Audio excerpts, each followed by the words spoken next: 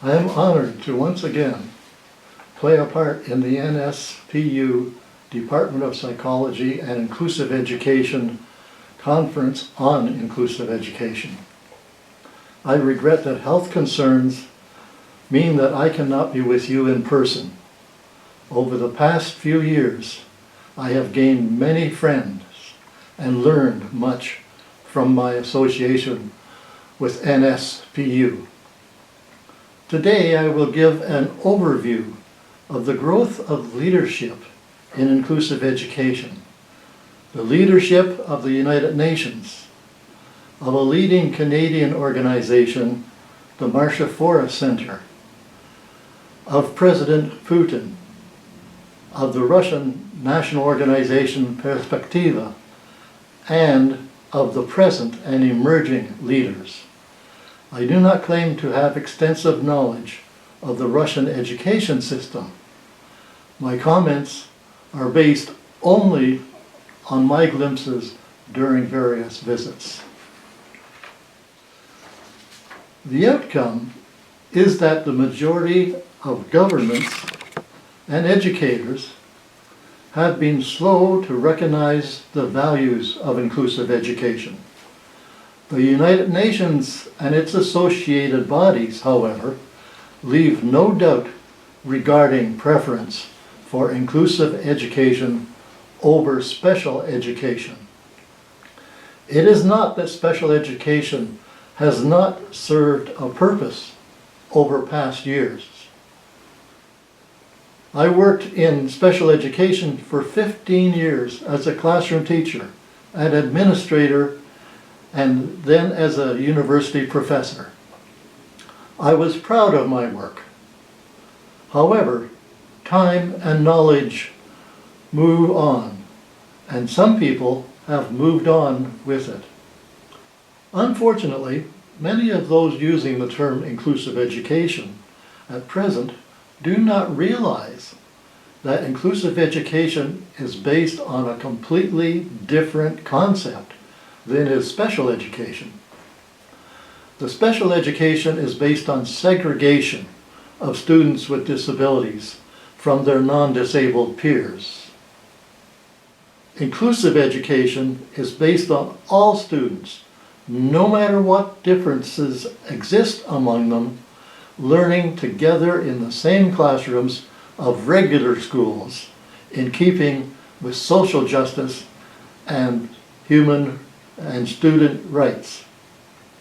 If a school has a plan to include all students over time, I would consider that to be a school working toward inclusive education. If there is no plan for change to begin with, I would question the school's commitment to inclusive education. Visionary leaders understand the past contributions special education has made. However, they also realize that new lessons have been learned and more progressive, socially just policies initiated. They also know they need to have a plan for the future and are actively working toward it. They have realized that inclusive education policies are proving more effective for learners with disabilities in both academic and social spheres than has special education. This new approach to education also benefits students without disabilities, particularly in the social sphere. Salamanca Statement, 1994. In 1994, a meeting of experts in education and disabilities met in Salamanca, Spain, under the aegis of UNESCO, an agency of the United Nations, to discuss education for those with disabilities. The meeting resulted in a policy statement recommending change to inclusive education. The statement reads, "We believe and proclaim that every child has a fundamental right to education, and must be given the opportunity to achieve and maintain an acceptable level of learning.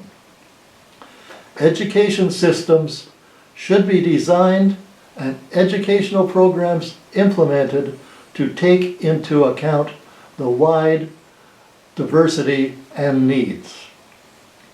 Those with special educational needs must have access to regular schools with a child-centered pedagogy capable of meeting their needs. Regular schools with this inclusive orientation are the most effective means of combating discriminatory attitudes, creating welcoming communities, building an inclusive society, and achieving education for all. Moreover, they provide an effective solution to the majority of children and prove efficiency and ultimately the cost effectiveness of the entire school system. In 2002, the United Nations emphasized the same message in Article 24, Education, of the Convention on the Rights of Persons with Disabilities. Examples of notable leadership. Marcia Fora Center. It was not UNESCO or the UN who conceived inclusive education as meeting the needs of all students and that all should be educated together. In July 1988, 6 years before the term was used at the Salamanca meeting, it was introduced at a meeting in Toronto, Ontario, Canada, of Canadian and American parents, persons with disabilities, and advocates. These leaders were concerned that the special education model was too slow in meeting the needs of persons with disabilities. Someone suggested that the term inclusion was stronger and more comprehensive than those used in the segregation-based special education model. It was a term that could be applied to all persons with disabilities and that emphasized that everyone has the same rights, regardless of difference. This was the beginning of inclusive education. Perspectiva. As far as I know, Perspectiva was an early advocate of inclusive education in Russia. Denise Rosa is an American who moved to Russia and has now lived there for many years. She built Perspective as an inclusive organization with a staff of people with disabilities and also people without disabilities. Perspectiva was the earliest education organization working to advance inclusive education in the nation. Its focus was inclusion. President Putin. The G8 2006 meeting was held in St. Petersburg, Russia, under the leadership of President Putin. In preparation for the meeting, many international committees met in Moscow to develop recommendations in various aspects of society for President Putin to take forward to the G8 meetings. One of these international committees was focused on education and disabilities. Denise Rosa of the Russian organization Perspectiva and I, among others, sat on this committee.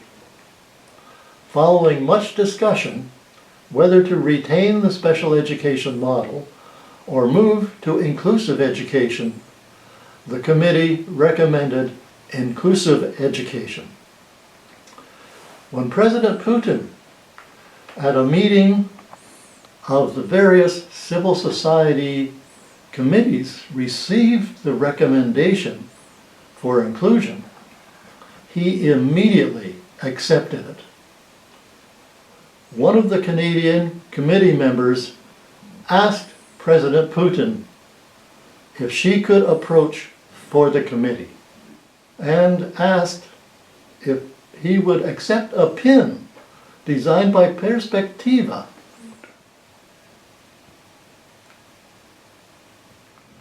for all to see.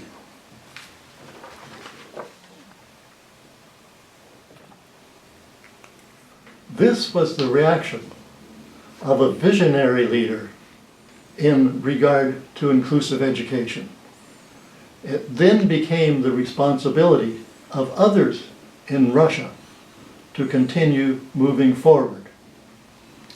Shortly after the G8 meeting, I noticed a marked increase in Russian universities offering programs on inclusive education.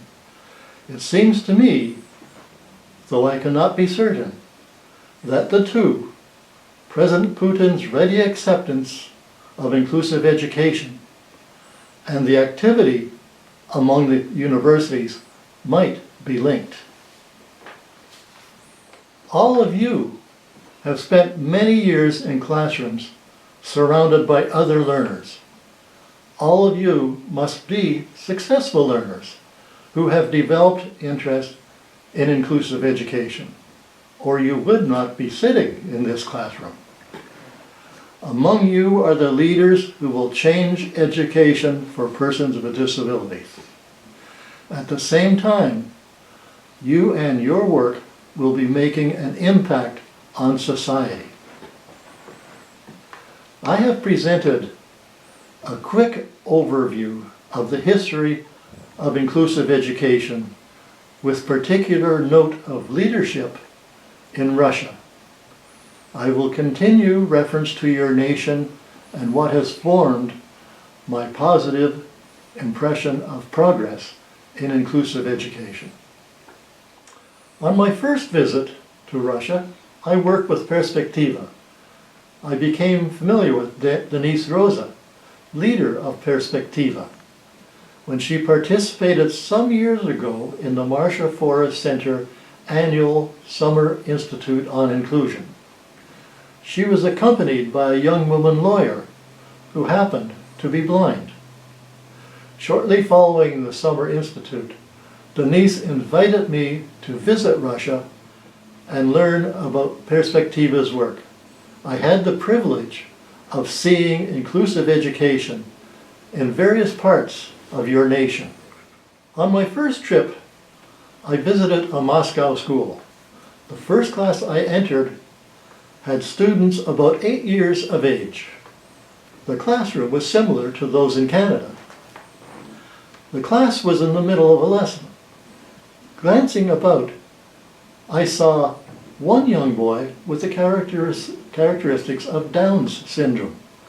There was a woman sitting beside him and giving him support as was needed. The child was participating fully in the lesson. The woman seemed to be what we in Canada refer to as an educational assistant. At lunch, a teacher asked me if I had noticed the boy. I said, yes, I did. The teacher said, that is Boris Yeltsin's grandson. I also visited a school in Ulan-Ude, where I was welcomed in a number of classrooms. I noticed some lessons with disabilities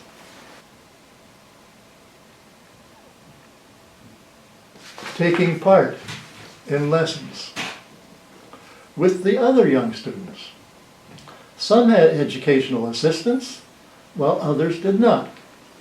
I also met a secondary school student in the hallway and was introduced to him.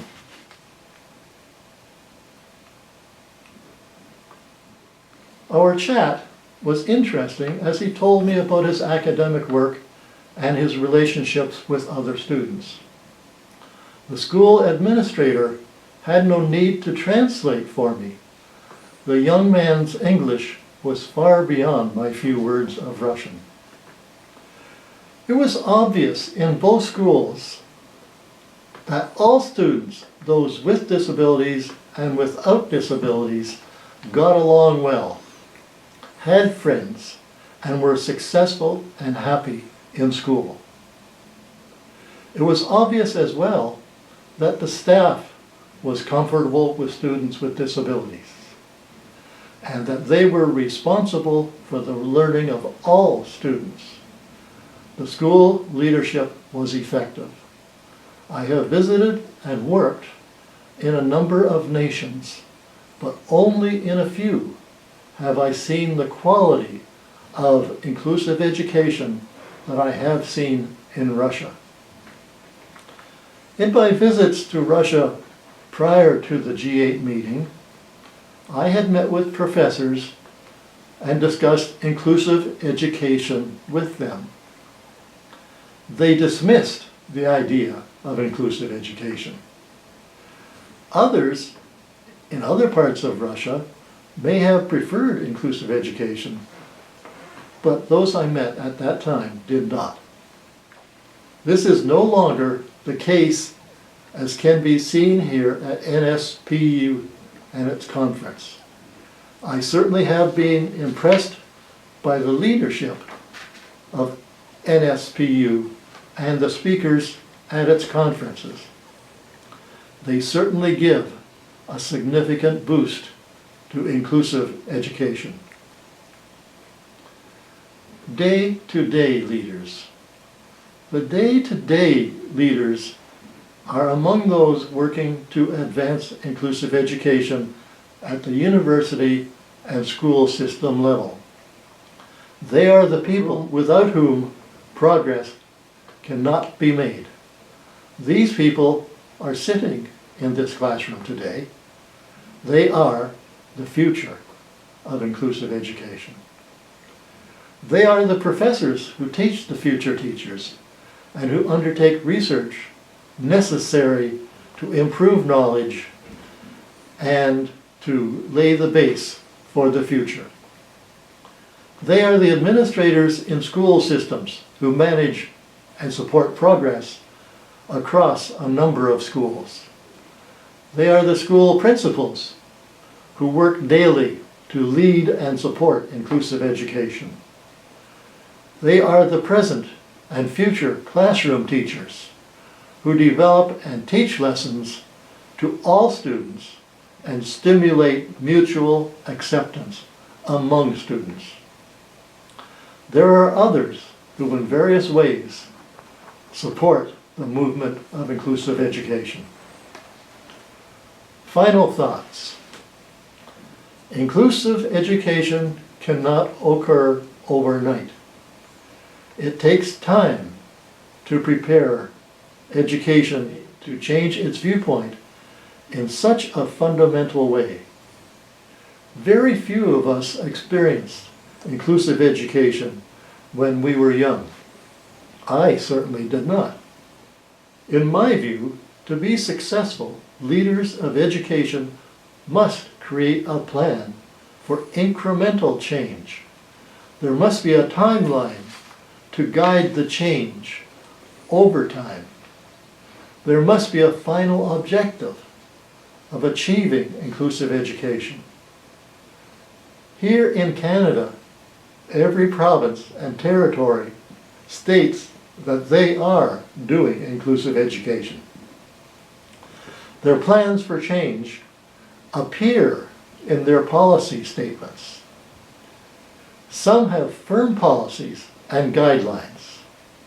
Others have policies which are less firm and who leave loopholes which give educators opportunity to avoid inclusive education. Do you think the following statement policy from a Canadian province is firm about inclusive education for all? Or are there loopholes which allow the continuance of the special education model? I believe that one needs to examine the policy statements of educational jurisdictions on education and disability to discover whether a particular jurisdiction is serious about bringing all students together in the same classrooms of schools. Here is one such policy statement from one Canadian jurisdiction. Inclusion is a value system which holds that all students are entitled equitable access to learning, achievement, and the pursuit of excellence for all in all aspects of their education.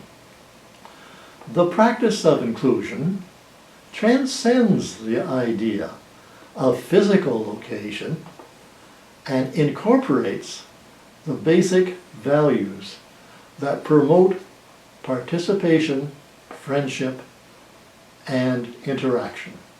Okay. The principle of placement in the most enabling environment applies when decisions are made in schools about the extent to which an individual student is placed in a regular classroom or assigned to an alternative placement. Is this Canadian jurisdiction serious about including all students? I will leave that to you to ponder. I am not familiar enough with the Russian system to comment. But you might wish to read through any applicable policies in your area of Russia. Are there any loopholes which may result in the continuance of the special education model? Thank you for your invitation to join in the NSPU 2016 conference. I hope this overview of the growth of inclusive education has been of interest. Thank you. I wish you a successful conference.